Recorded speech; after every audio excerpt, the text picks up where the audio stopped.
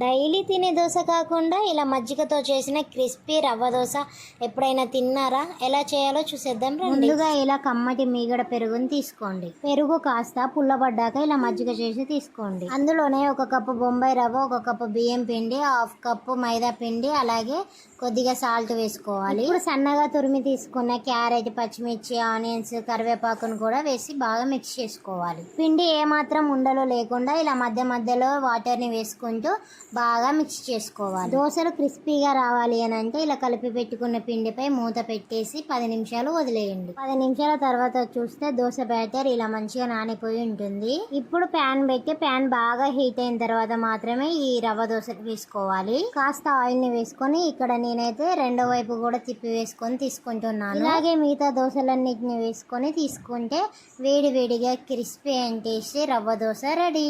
నాకు ఈ రవ్వ దోశ అంటే చాలా చాలా ఇష్టం. క్రిస్పీగా ఉంటుంది.